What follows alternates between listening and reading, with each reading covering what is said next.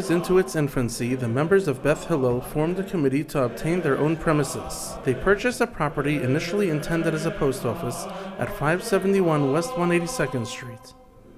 The membership wanted the property to be redesigned for their purposes, and to this end they went above their budget to procure the services of a respected architect, a German Jewish refugee like themselves, Mr. Fritz Nathan.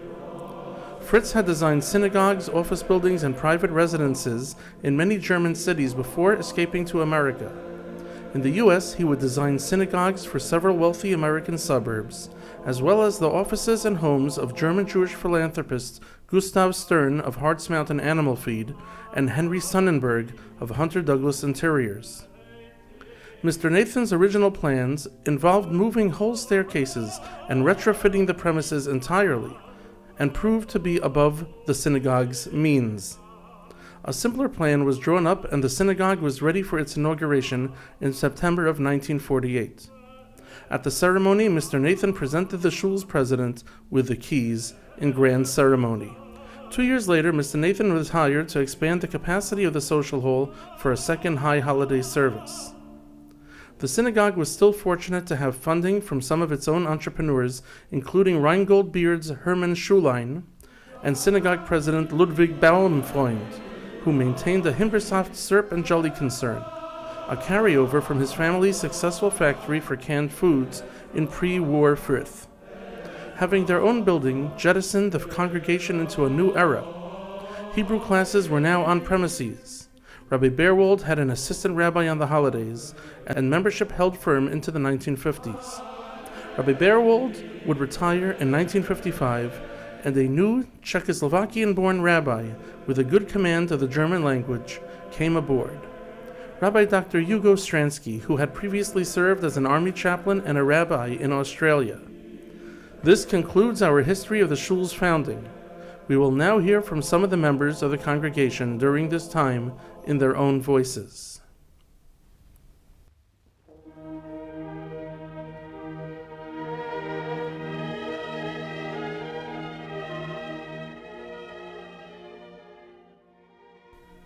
Mr. Peter Adler celebrated his bar mitzvah in Beth Hillel. His mother worked tirelessly to raise him and his brother after their father passed away in their youth. I was about, I was 9 when we came here. I was 10, and there were two rabbis at Beth Hillel at the time, Rabbi Heilbrunn and Rabbi Beerwald. And Heilbrunn lived on Wadsworth Avenue, a couple doors down from where we lived. So he started a Hebrew school, and we went there once or twice a week to study with him. And he passed away very young. And so Beerwald, who lived on 181st Street down towards the river, the congregation rented space in the catering hall on 183rd Street. So we used to have, down in the basement, we used to have Hebrew school down there, and I'd go there once or twice a week. In terms of my family, my father died when I was a little over a year old in Germany. He was buried in Frankfurt. And my mother was a widow. She must have been about 30 years old with 2 kids in Nazi Germany. She was an incredible lady. So the religious part of the family was my uncle, an aunt that lived 158th Street, and I used to go to temple with them. Betty Strauss was my father's sister, and she was married to Gustav, and he was quite religious, I guess it's a German tradition. He went to, probably was a German Jewish congregation. And he would take us whenever we were down there to visit my grandmother, who lived with them.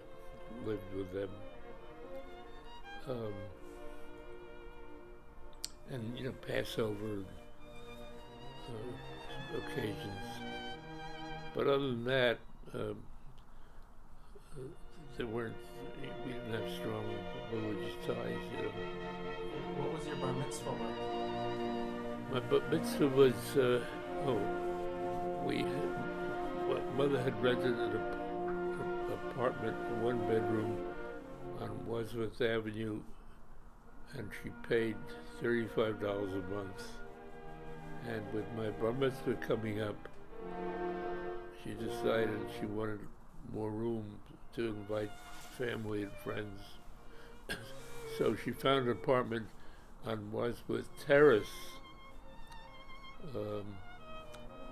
that was $37 a month. And that was a major decision for her.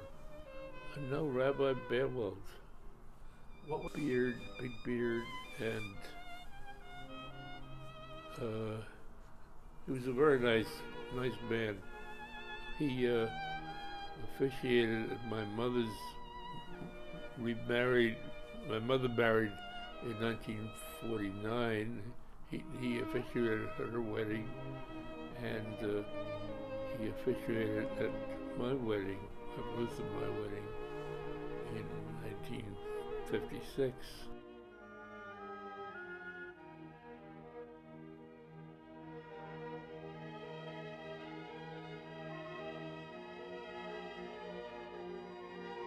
From his home high above the George Washington Bridge, he prepares his menorah before Hanukkah.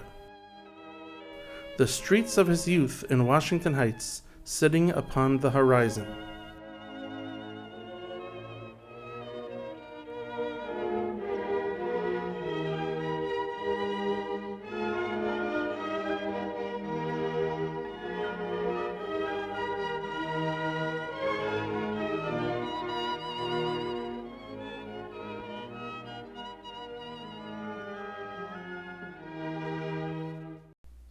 Mrs. Fay Blank came to Beth Hillel in the 1950s. She was a single woman, and she met her husband, the late William Blank, at the shul. William would serve as a president many years later, and Fay as the head of the sisterhood. I came here for a professional reason. I'm a baby nurse. Newborns. I trained in Switzerland. And I came over here, and I figured maybe they have different methods of handling, especially the newborns, and I had no intention to stay, but then I met my husband, and we got married. So. You met at Beth Hillel? Yes. How? That's right, at Beth Hillel. How did you meet? Just after shul? My aunt, who I lived with, also on Shabbos, she went to shul.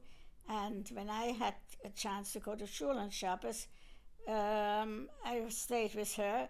My husband was davening there in the shul, and he saw a frum girl, because our shul was more conservative, Beth Hillel.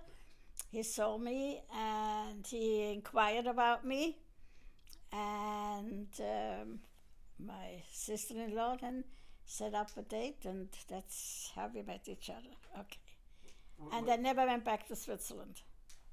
Was he from Munich or from Fürth? From Fürth? Fürth, yes. And did he have a lot of friends in shul? It was Yes. Yeah.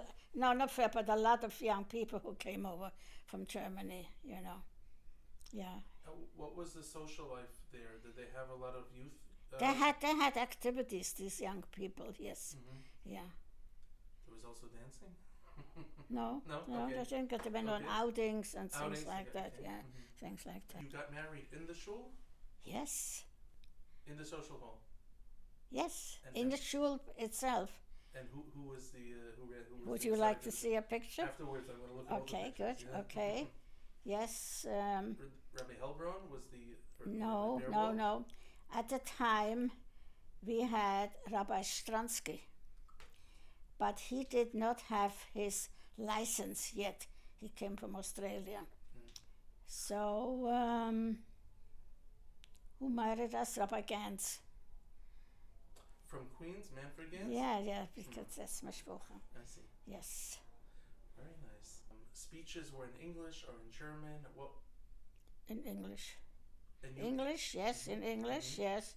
In the middle, the main thing was the men, and on the side, with a very low, hardly a mechitza yet, you know. The Already in those time there was a mechitza? No, it wasn't something small. Mm-hmm. Later on, my husband was very about it, so they built a nice mechitza, you know. Yeah.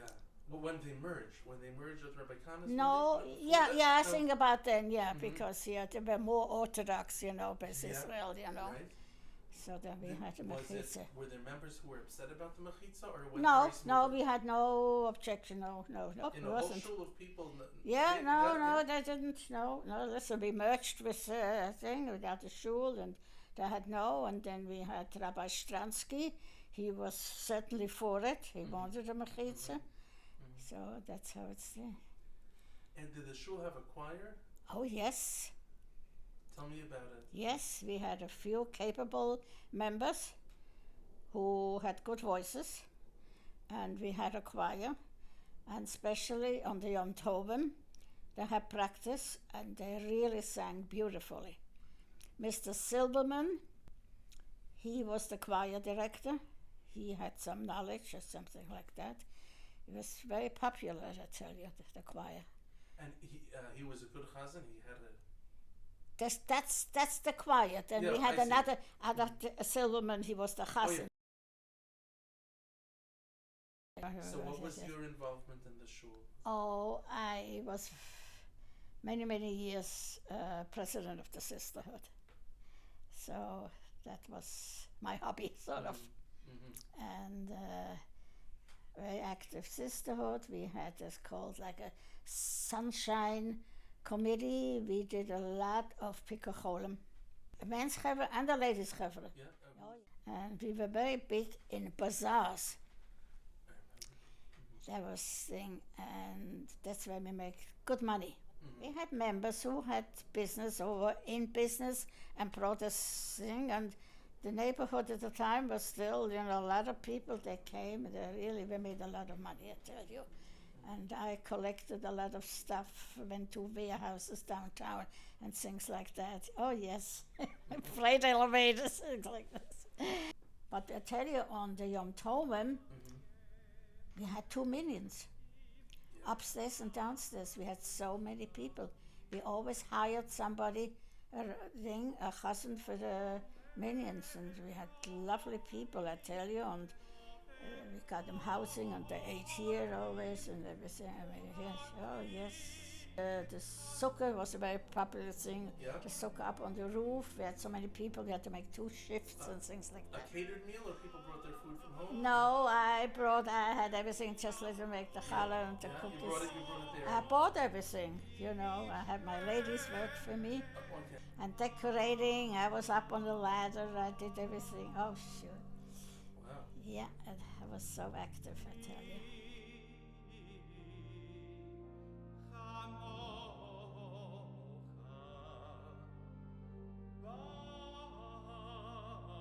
Her late husband, Mr. William Blank, was the last surviving president of the shul after serving for many years, including the shul's final era in the late 1990s.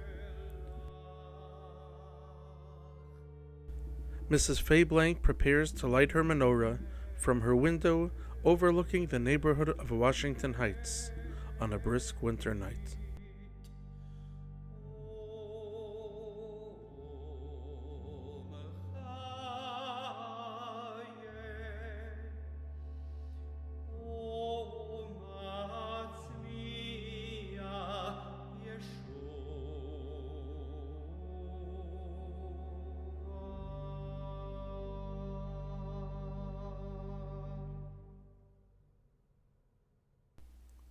Mr. Eric Bloch passed away recently. He was one of the very first bar mitzvahed in the shul and recorded his memories for the Jewish Museum in Munich over a decade ago. Though he was a scientist, in truth, Mr. Bloch was a local historian, having written the shul's history for its memorial journals and several newsletters, as well as for local papers through the years. With the permission of the museum and his family, we present you with part of his interview.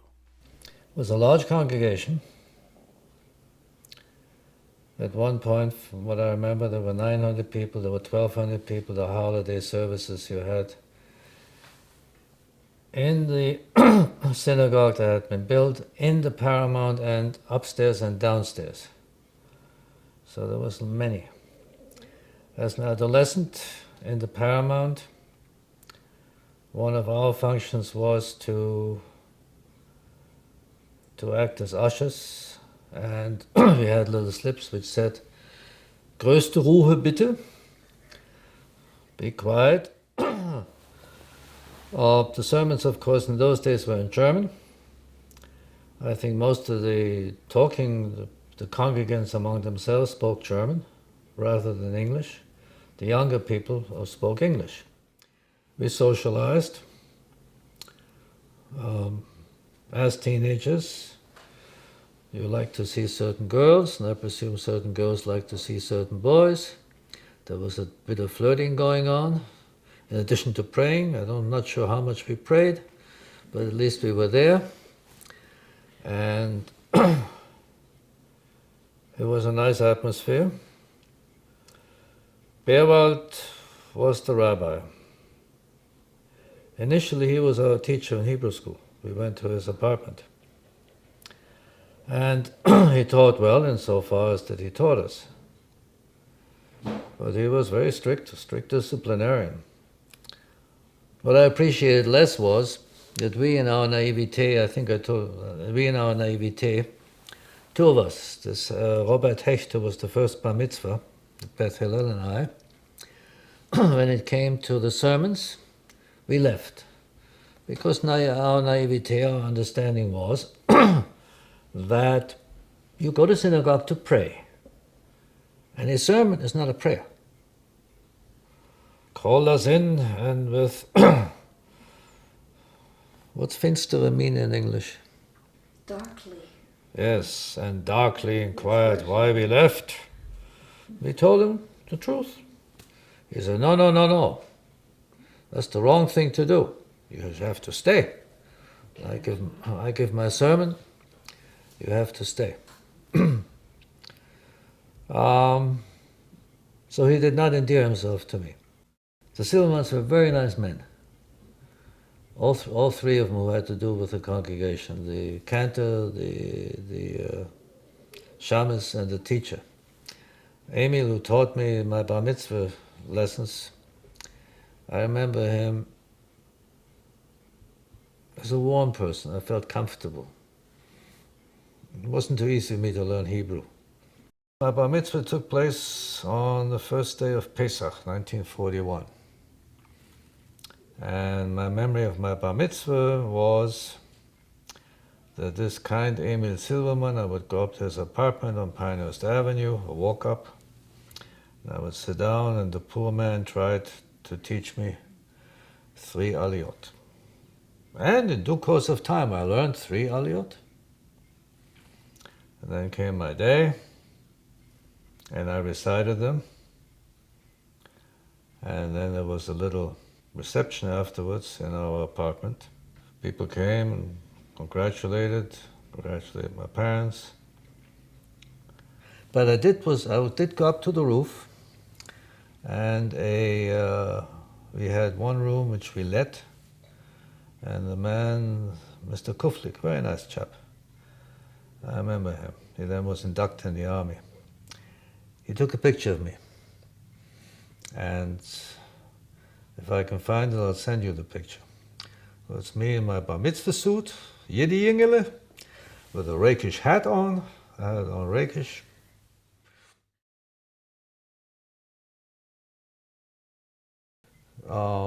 As you walk the streets, you could easily identify whether someone, or you thought you could easily identify whether someone was German Jewish, because as often as not, the man would wear a suit, with or without a tie. In those days, probably with a tie.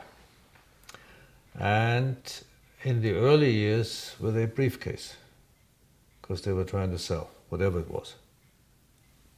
I think the importance of Beth Hillel and the other Jewish congregations were to help the immigrants establish themselves in the new country. They were basically a very important source of support. And as you can see in the early Mitteilungsblätter, there were advertisements. The MDs and the carpenters or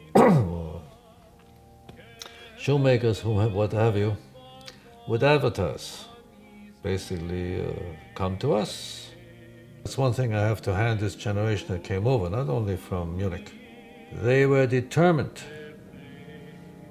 to acculturate, to learn the language, to be gainfully employed in one way or another, and to be able to provide for their family. And I think my generation is left with a great deal of debt to the generation of my parents, because they took their responsibilities very seriously.